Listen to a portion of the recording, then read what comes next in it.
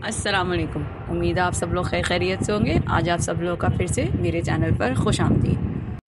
रिवायती खानों का सीज़न चल रहा है तो सोचा क्यों ना आज आपके साथ अपनी हलीम की रेसिपी शेयर की जाए। ये हलीम की रेसिपी बहुत ही मज़ेदार, बहुत ही रेशेदार बनके तैयार होती है। ये हमने बग़ैर किसी हैंड बीटर के इतनी मज़े की, इतनी रेशेदार हलीम बना के तैयार करी है। ये रेसिपी भी बहुत ही मज़ेदार है। इंशाअल्लाह ताला आप लोगों को ज़रूर पसंद आने वाली है और आप लोग इसको ज़रूर बना के इंजॉय करने वाले हैं। तो चलें इस यमी सी रेसिपी की तरफ बढ़ते हैं। पहले दालों की तरफ चलते हैं, जिसके लिए मैंने गंदम 1 कप, चना दाल 1 कप, जौ जो है 1 कप, ये तीनों हम वज़न। इसके बाद पीली दाल 1/4 कप, ये ऑरेंज दाल 1/4 कप और चावल जो है 1/4 कप। ये लाल दाल और पीली दाल में मुझे थोड़ा सा कन्फ्यूज़न रहता है तो इसके लिए थोड़ी माजरत। इसके बाद सारी दालों को अच्छे से वॉश करने के बाद इसको हम उबाल दे देंगे और उबाल आने पे जो ऊपर से झाग आ जाता है ना, इसको हम निकाल लेंगे। ये हमारी सेहत के लिए और हमारी बॉडी के लिए अच्छा नहीं है। इससे यूरिक एसिड बनने का थोड़ा ज़्यादा खदशा होता है, तो इसको हम निकाल लेंगे। और इसके बाद इसके अंदर हम नमक डालेंगे हस्बे ज़ायका। हस्बे ज़ायका नमक डालने के बाद इसके अंदर हम पिसी हुई लाल मिर्चें खाने के 3 बड़े चमचे डालेंगे। लाल मिर्चें डालने के बाद हम इसके अंदर हल्दी 1 टीस्पून डालेंगे। बस यही 3 मसाले इसके अंदर शामिल होंगे और मसाले शामिल करने के बाद इसको हम अच्छे से मिक्स देंगे और मिक्स देने के बाद इसको हम दरमियानी आंच पे उबालने के लिए रख देंगे, जब तक कि हमारी दालें जो हैं फूल के डबल साइज़ की ना हो जाएं और गल ना जाएं। दूसरी तरफ यहाँ पे हम गोश्त की तैयारी कर लेते हैं। एक पतीले के अंदर यहाँ पे हम लोग 1 कप जो है तेल ले लेंगे, जिसके अंदर हम एक बड़ी दालचीनी की स्टिक डालेंगे। 3 से 4 तेज़ पत्ते डालेंगे। अगर बड़े वाले साइज़ के हों तो 2 तेज़ पत्ते, वरना 3 से 4। आधी चाय का चमचा यहाँ पे साबुत काली मिर्चें डालेंगे और यहाँ पे हम लोग 6 अदद प्याज लेंगे, स्लाइस कटी हुई। आधी को हम लोग अभी फ्राई कर लेंगे और आधी जो है हम लोग बाद में फ्राई करेंगे गार्निशिंग के लिए। तो आधी प्याज हमने डाल दी है और आधी प्याज हमने बचा ली है। और प्याज को हम तब तक फ्राई करेंगे जब तक कि ये गोल्डन ब्राउन ना हो जाए। प्याज़ों को सारे खड़े मसालों के साथ गोल्डन ब्राउन करने के बाद इसके अंदर हम लोग 2 चमचे भर के लहसुन अदरक का पेस्ट डालेंगे। लहसुन अदरक का पेस्ट डालने के बाद इसको हम दोबारा से 1 मिनट के लिए अच्छे से फ्राई करेंगे। और जब तक फ्राई करेंगे जब तक इसके अंदर से बहुत अच्छी इन सब मसालों की, प्याज की, लहसुन की और खड़े मसालों की बहुत अच्छी सी खुशबू आने लगे। ये खुशबू जो है बहुत ही मज़े की होती है। जब बहुत अच्छी सी खुशबू आने लगेगी तो इसके अंदर हम लोग यहाँ पे 750 ग्राम जो है, मैं यहाँ पे मटन का गोश्त ले रही हूँ, ये बग़ैर हड्डी वाला गोश्त है, वो इसके अंदर हम लोग शामिल करेंगे और इसको अच्छे से हम लोग मिक्स देंगे जब तक कि गोश्त का जो है कलर चेंज ना हो जाए। अच्छे से गोश्त को खड़े मसाले और प्याज के साथ फ्राई करने के बाद इसके अंदर हम लोग 1 कप जो है दही शामिल करेंगे।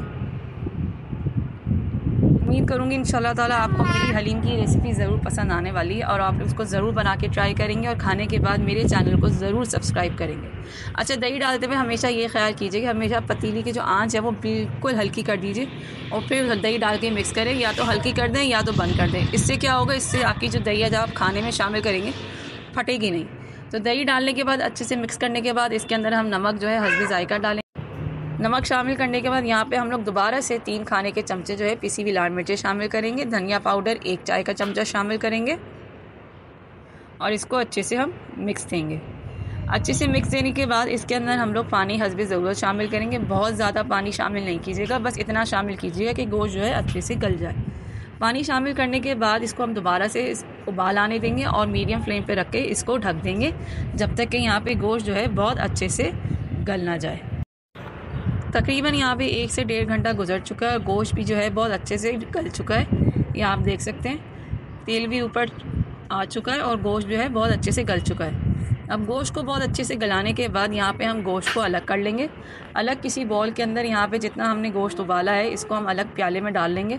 इसके साथ ही साथ जितने खड़े मसाले हमने शामिल करे थे वो भी हम अलग से प्याले में डाल लेंगे। अब सारे गोश्त और खड़े मसाले अलग करने के बाद इसको हम थोड़ा ठंडा होने देंगे ताकि रूम टेम्परेचर पे आ जाए। और रूम टेम्परेचर पे आने के बाद इसके अंदर से हमने जो जितने खड़े मसाले हमने शामिल करे थे, ये दालचीनी के टुकड़े हुए, तेज़ पत्ते हुए, ये सब हम लोग निकाल के डिस्कार्ड कर लेंगे।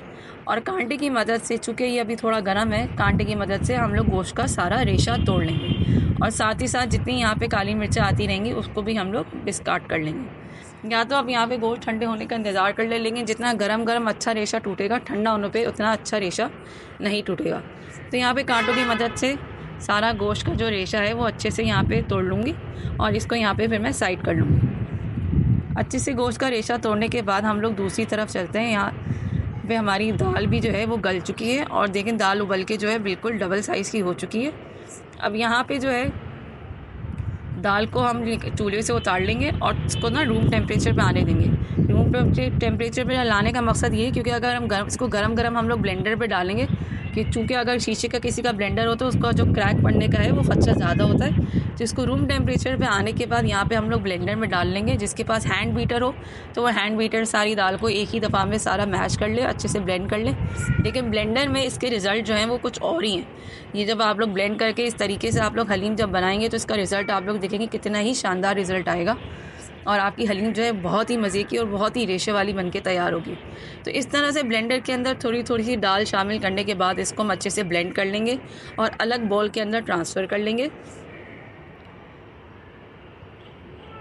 इस तरह से सारी दालों को अलग बॉल में ट्रांसफ़र करने के बाद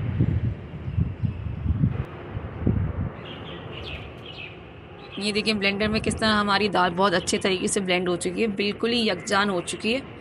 अब इस तरह से सारी दालों को ब्लेंड करने के बाद जो यहाँ पे जो हमारा जिस पतीली में हमने गोश्त उबाला था उसका भी मसाला सारा मसाला हम लोग दाल के साथ शामिल करके उसको भी अच्छे से ब्लेंड कर लेंगे ताकि गोश्त की भी ग़िज़ाइयत और सारा जायका दाल के साथ शामिल हो जाए। और सारे मसाले को सारी दालों को जो हमने ब्लेंड करी है दोबारा से बड़ी पतीली के अंदर शामिल करने के बाद दोबारा से हम लोग चूल्हा खोल के इसको उबाल आने देंगे ताकि गोश्त का जायका और दाल का जायका जो है यकजान हो जाए। और दूसरी तरफ यहाँ पे मैंने गोश्त भी जो है बहुत अच्छे से रेशेदार कर लिया है, बहुत बारीक बारीक रेशा बना लिया है। इसको भी हम लोग जो है अब अपने दाल के मिक्सर के अंदर शामिल कर लेंगे। सारा रेशेदार गोश्त जो है दाल के अंदर शामिल करने के बाद अब यहाँ पे थोड़ी सी ना आपके हाथों की ना मेहनत दरकार होगी क्योंकि रेशेदार हलीम बनानी है तो थोड़ी सी हाथ का तो मेहनत तलब काम लगता ही है। अब इसको हाथों की मदद से हम लोग बहुत अच्छे से दाल के अंदर मिक्स करेंगे। इस तरह मिक्स करेंगे कि ये गोश्त जो है दाल के अंदर पूरा डिज़ोल्व हो जाए, बिल्कुल यकजान हो जाए और बहुत ही अच्छा सा और रेशेदार से इसका टेक्सचर आ जाए। ये देखिए थोड़ी देर मैंने दाल को हाथों से मिक्स करा, ये देखें कितना अच्छा और कितना रेशेदार इसका टेक्सचर निकल के आया है। बहुत ही मज़ेदार इंशाल्लाह ताला ये हलीम बन के तैयार होने वाली है। आप लोग इसको अपने घरों में ज़रूर ट्राई कीजिएगा और अपने कमेंट से मुझे अपने फ़ीडबैक से ज़रूर आगाही दीजिएगा। इंशाल्लाह ताला ये बनाने के बाद आप लोग मेरे चैनल को ज़रूर सब्सक्राइब करेंगे। अब बाद में जो हमने प्याज को जो साइड में बचाया था उसको भी हम लोग बघार के लिए लाल कर लेंगे और जो अच्छे से जब ये बघार जो है गोल्डन ब्राउन हो जाएगा इसको हम चूल्हे से उतार लेंगे।